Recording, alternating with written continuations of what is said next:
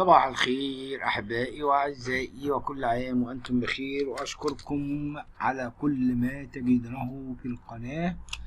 أشكركم على محبتكم، أشكركم.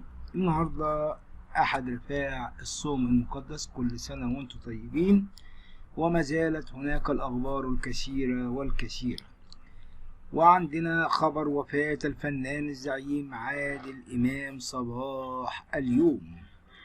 كشف عصام أمين شقيق الفنان الكبير عادل إمام حقيقة ما تردد على السوشيال ميديا حول وفاة الزعيم وكيف توفى الزعيم عادل إمام. وقال شقيق الفنان عادل إمام خلال مداخلة تليفونية ببرنامج الحكاية الذي يقدمه الإعلامي عمرو أديب بقناة MBC مصر: إحنا زهقنا وفاة الزعيم، ومش عارف إيه السبب، والطريقة دي مرة واتنين و12. وفاة الزعيم عادل إمام. وتابع: لو الزعيم عادل إمام في حاجة هنقول، لكن هو مفيش حاجة والحمد لله زي الفل. ومش عارف ليه بيتم تداول الشائعات بشكل مكثف. عادل إمام فيلمه الجديد وأكمل. أنا مع عادل إمام كل يوم وبنعمل أعداد علشان فيلم الواد وأبوه للزعيم وابنه محمد إمام، وهو عمل درامي وإخراج رامي إمام ومن إنتاجي. ولفت عندما يكتمل الفيلم سيتم عرضه، واحنا مش مهم عندنا ننزل في العيد او يوم تاني. وبطمن كل الناس الزعيم عادل امام بصحة جيدة، وينتظر الجمهور بفارغ الصبر الاعلان عن تعاقد الفنان عادل امام على عمل فني جديد كما كانوا معتادين في السنوات السابقة ومع قرب حلول شهر رمضان. ولكن العام الماضي لم يبدأ اعلان عمل جديد فترة ظن الجميع انها فترة راحة مثلما فعل في عام 2019. خدوا بالكم من الكلام ده، وهقول لكم ليه. ولم يقدم عمل فني، ولكن جاء العام الثاني ولم يعلن عادل إمام عن مسلسل جديد يغيب للعام الثاني على التوالي، أدى 2020. شائعات كثيرة خرجت الفترة الأخيرة عن الحالة الفنية الصحية للزعيم عادل إمام. كثيرون تحدثوا عن مرضه عفوا، ولكن كل مرة كان يتم تكذيب تلك الشائعات من المقربين منه ليتأكد الجميع بعدها أن عادل إمام بصحة جيدة. ولكن بعدما قام بتصوير مسلسله الأخير فالنتينو على مدار عامين وظهوره في المسلسل في معظم مشاهده وهو يتحرك بشكل قليل، تأكد الجميع أن الزعيم قد لا يكون قادرا على تصوير أعمال جديدة. وعلى الرغم من أن عادل إمام انقطعت أخباره عن جمهوره منذ عامين، إلا أن أحدا لم ينساه، وغالبا ما يصبح ترند بدون مناسبة. ويتساءل الجميع عنه وعن موعد ظهوره مرة أخرى، وهو ما يوضح أهمية الزعيم للجمهور المصري والعربي. مسلسل فالنتينو. منذ عرض مسلسل فالنتينو لم يتعاقد الزعيم على أي عمل فني جديد، ولم تخرج حتى شائعات عن تحضيره لعمل جديد، وهو ما يؤكد أن الزعيم قد يكون اعتزل بشكل غير معلن مثلما أكد البعض، خاصة وأن أحواله الصحية لم تكن على أفضل حال في الفترة الأخيرة. فهو لم يكن يعاني من أي مرض، ولكن حركاته الجسدية أصبحت أثقل، وهو ما ظهر خلال المسلسل، حتى أن صور مسلسل فالنتينو على عمين بسبب بعض التعب الذي أصابه أثناء التصوير وعدم قدرته على تحمل مجهود كبير مثل السابق. العمل الأخير كان المفترض أن يكون الزعيم عادل إمام ضيف شرف في فيلم سري للغاية الذي يتم التحضير له منذ فترة، ولكن حتى الآن لم يتم البدء بتصويره. فهل يفاجئنا الزعيم بظهور جديد من خلال هذا الفيلم أو من خلال أي عمل آخر، أم يكون فالنتينو هو العمل الأخير له؟ حقيقة كلام كتير وكلام يعني مش عارف أقول إيه، لكن لابد وإن إحنا نناقش الأمور دايما باستمرار عن مدى الشائعات اللي بتروجها كل هذه القنوات أو المواقع الفاشلة. خبر آخر: إصابة حبيب العدلي وزير الداخلية الأسبق وزوجته بفيروس كورونا ونصف مليون تنقذ حياته. كيف؟ كشفت مصادر مطلعة لتفاصيل إصابة حبيب العدلي وزير الداخلية الأسبق إبان حكم الرئيس الراحل حسني مبارك وزوجته إلهام شرس بفيروس كورونا المستجد، ودفع مبلغا كبيرا تخطى نصف مليون جنيه لصالح أحد المستشفيات الكبرى الخاصة بالمهندسين. وقالت المصادر أن حبيب العدلي وزوجته إلهام شرشر أصيب منذ فترة بفيروس كورونا المستجد، وهو مترتب عليه دخول أحد المستشفيات الكبرى لتلقي العلاج عقب وعكة صحية صاحبت إصابته بالفيروس. وافترض على الحالة الصحية متابعا أن العدلي رافق زوجته بنفس المستشفى في جناح خاص بها. تفاصيل إصابة حبيب العدلي وزوجته بفيروس كورونا ونصف مليون جنيه تنقذ حياته. وأضاف المصدر أن حبيب العدلي أنفق ما يقارب من حوالي نص مليون جنيه تكلفة وصولة المستشفى التي قبع بداخلها طوال فترة تلقي العلاج للشفاء من فيروس كورونا، وذلك نتيجة أسعار تلك المستشفى باهظة الثمن والتي تعد من كبرى المستشفيات الخاصة داخل مصر. وتابعت المصادر أن حبيب العدلي وزوجته خرجوا من المستشفى بعد إتمام شفائهم من الفيروس تماما، وكذلك بعد إجراء عدة فحوصات طبية تؤكد سلبية مسحة فيروس كورونا وخلوهم من الفيروس، كما إنهما عادا إلى منزلهما للقضاء فترة النقاهة بعد الخروج من المستشفى. شكرا لكم أحبائي وأعزائي، وسوف أفضيكم بأخبار أخرى جديدة. صباح الخير أحبائي وأعزائي، كل عام وأنتم بخير مع قناتكم قناة الملكة والأمير. أشكر كل مشتركين وكل محبيني وكل الذين يقومون بإهانتي. أنا لم أكذب ولم أقول فيديوهات أو أتكلم بالعامية، أنا ما بقولش فيديوهات كاذبة، أنا بقول اللي بيتقال، أنا بقول اللي بيتقال في المجتمع يا جماعة. أنا بجيب أخبار مش من دماغي ولا من جيبي. المهم، أنا الخبر اللي أنا أقوله أنا ليس معاه ولا ضد، ولكن منع النقاب داخل المدارس والقضاء الإداري يرد. ماذا بعد؟ قضت محكمة القضاء الإداري اليوم السبت بعدم قبول الدعوى المقامة من المحامي سمير صبري، والتي طالب فيها بمنع ارتداء النقاب في المدارس الحكومية والخاصة والدولية. المحامي: النقاب له قدسيته ولكنه يستخدم في الإرهاب. وأوضح صبري في دعواه أن للنقاب قدسيته في أذهان العديد من المصريين، ولكن في الآونة الأخيرة استغله البعض في ارتكاب العديد من الجرائم، بل امتد الأمر لاستخدامه في جرائم إرهابية.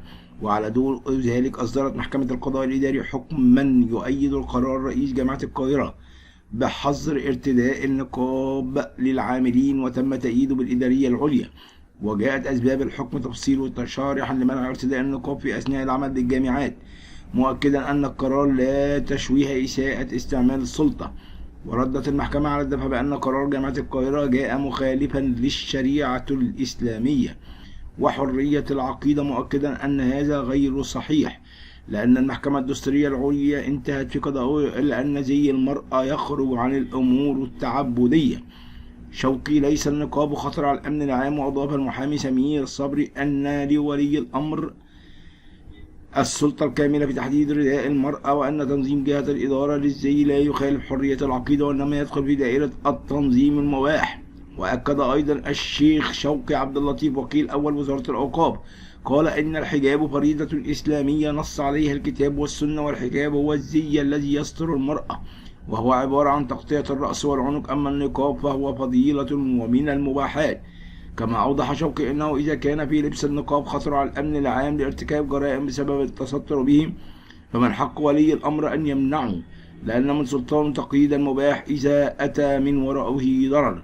وتابع صبري: ومن هنا من حق من يديرون المؤسسات التعليمية والطبية وغيرها منع النقاب إذا تأتي من وراءه ضرر. ولقد قررت كثيرا في موضوع النقاب ومدى فرضيته، وتابعت باهتمام آراء المؤيدين والمعارضين، وخاصة المعارضين المتخصصين من شيوخ الأزهر وأساتذته، ولكن للأسف لم أجد في آرائهم الحسم الكافي، خاصة من جانب شيخ الأزهر الذي صرح بعد أزمة النقاب الشهيرة بأنه ليس ضد النقاب بشكل عام، ولكنه لم يعجبه أن تأتيه طفلة صغيرة في قاعة الدرس في معهد أزهري للبنات. وقد لم يكن موقف شيوخ الأزهر حازما وحاسما، لأنه ببساطة إذا لم يكن النقاب من الدين كما يصرحون فكان الأجدى بهم التصدي له بقوة على اعتباره بدعة في الدين، ولكن العكس هو الصحيح، والنقاب ينتشر انتشار النار في الهشيم، وخاصة في جامعة الأزهر والمعاهد أيضا.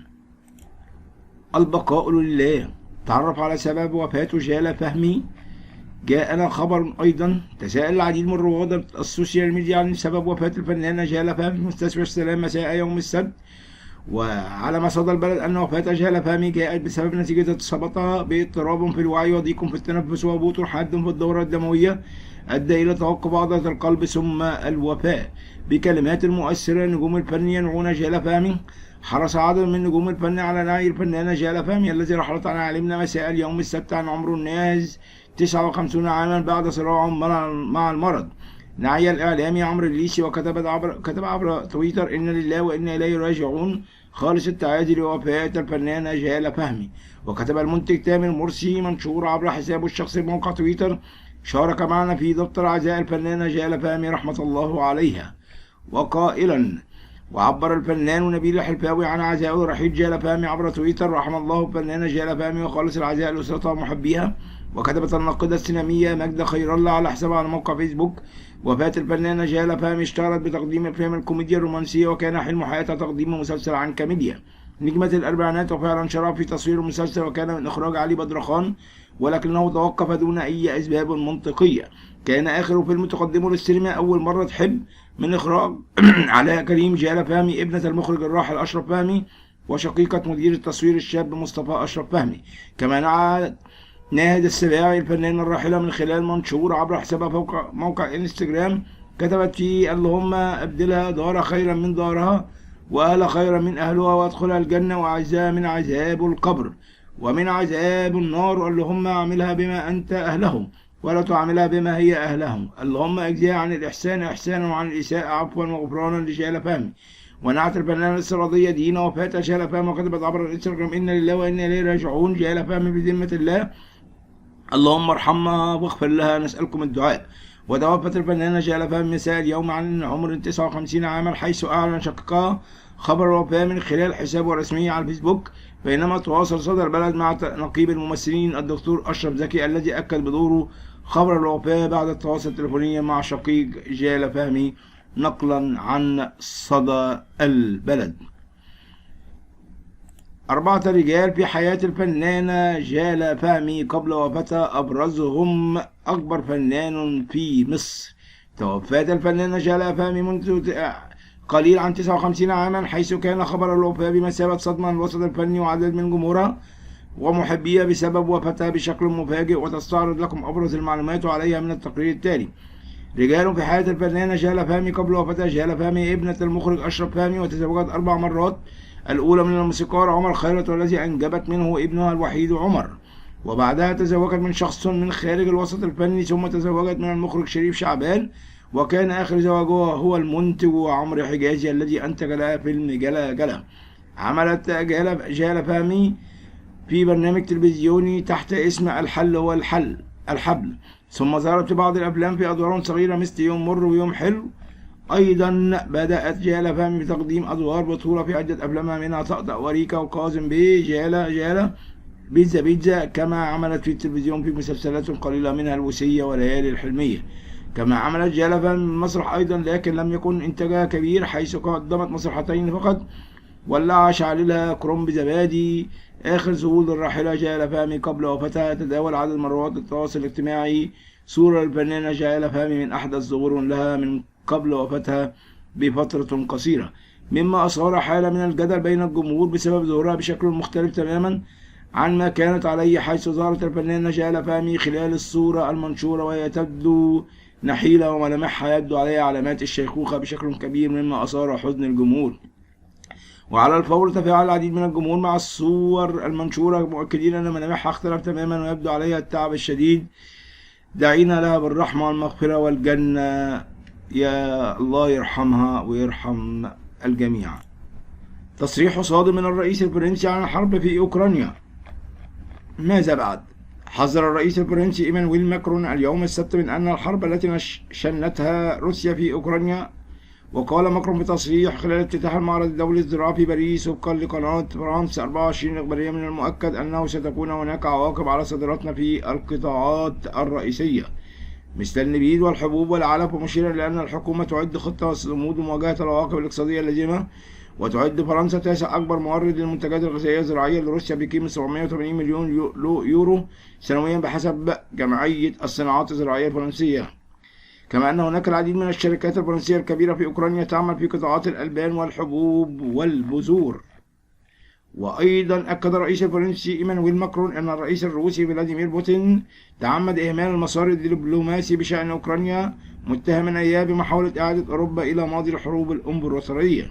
جاء ذلك خلال مؤتمر صحفي عقده فجر يوم الجمعة.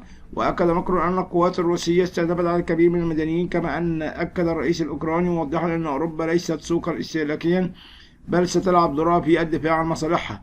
الحرب في أوكرانيا. وتابع إيمانويل ماكرون أن العقوبات الأوروبية ستليها عقوبات فرنسية على أفراد روس، موضحا أن فرنسا ستعزز دورها العسكري في دول البلطيق اعتبارا من مارس.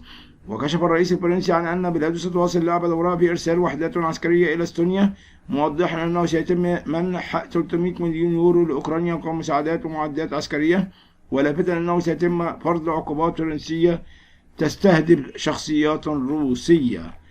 ربنا يحل كل المشاكل ويا رب تكون البلد أحسن وللأفضل مصر العزيزة المحترمة.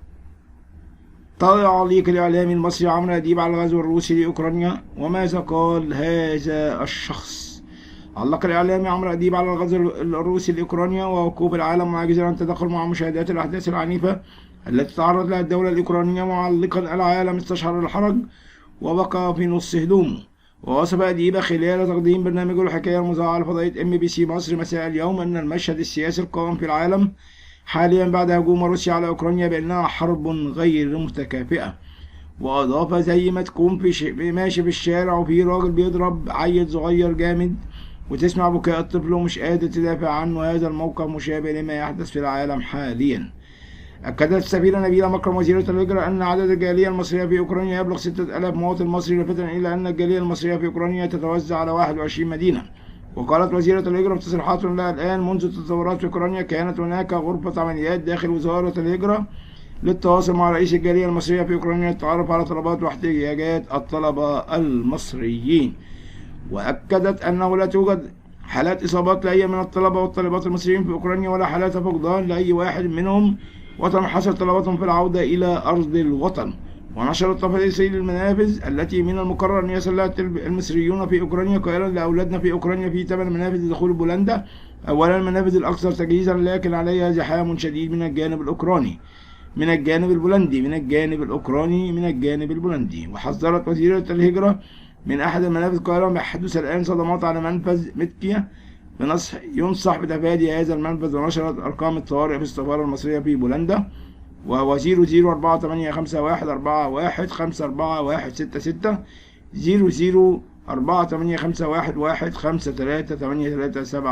نقلا عن الويب.